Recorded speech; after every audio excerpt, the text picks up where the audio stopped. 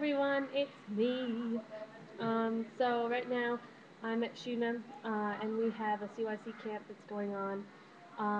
And you know what? I'm just gonna lock the door really quick because last time I just tried to shoot this and Malcolm walked in at the end, and it was like a really awkward ending. So I was like, and now I have to go. What? Yeah. So hold on.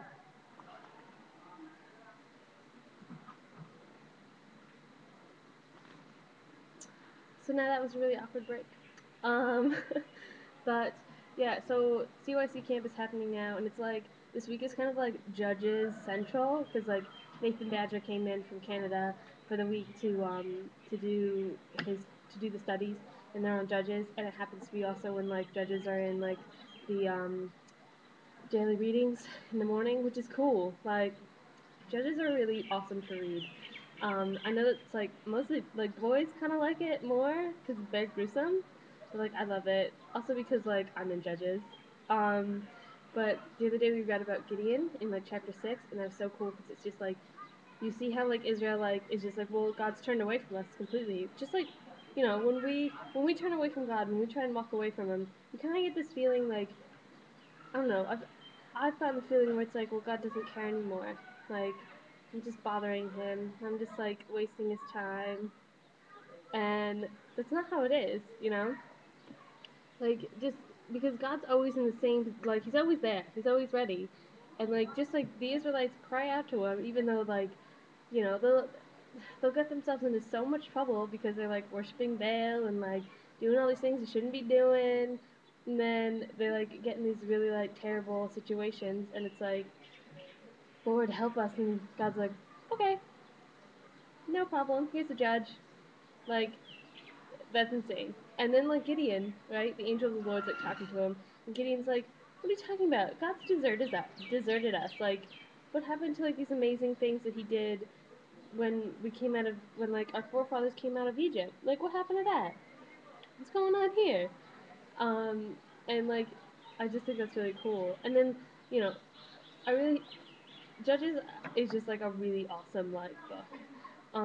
But I really think that like the fact is that God like has a plan. Like we really don't ever understand the plan completely until we see the full picture. And like I really like Judges because it just kind of like emphasizes that. Like yeah, the Israelites were kind of disobedient and like lazy by not getting like everybody out um, of the land, like all of the inhabitants out.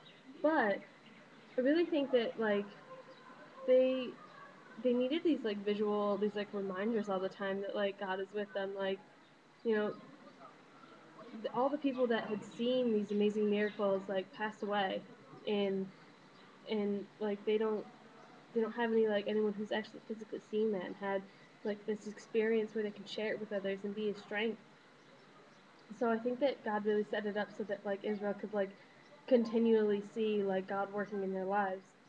Sometimes I feel like that can be a difficult thing for us at home, continually like just expecting to continually see God working in our lives, um, and like, but not just like that, but like working in our lives how we want Him to, because He does work in our lives all the time. Like I see that here so much, but like we don't. He doesn't do it how we think He's going to.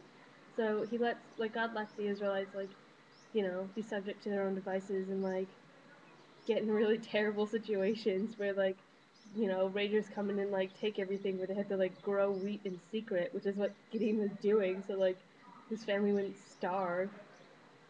And so like that's really awesome. Because God just like swoops in when they ask for help. Like God's always there to help us. So powerful. Judges is just really powerful. So yeah. Um, that's what I've been like thinking about a lot lately. I had a chance to do a little meditation on JL last night, which is cool. Um, like in Deborah's song, like I love these verses. Actually, I'm gonna read them because like it's just such good verses. They take this like super gory event, like tent spike through the temple, and they make it into like poetry. It's like epic poetry too. So I'll read it. Most blessed of women be Jael, wife of Heber the Canaanite, was blessed of tent-dwelling women. He asked for water, and she gave him milk. In a bowl fit for nobles, she brought him curdled milk. Her hand reached for the tent peg, her right hand for the worker's hammer. She struck Sisera, she crushed his head, she shattered and pierced his temple. At her feet, he sank. He fell. There he lay. At her feet, he sank. He fell. Where he sank, there he fell, dead. I love those verses. They're so cool. Like, I just love how like poetic like God's word is sometimes, and then other times it's so like blunt. Like just don't do that. It's great. I love it. I'm really getting appreciated again. Anyway, someone's at the door, so I have to go. 20 days till I get home. Love you all. Bye.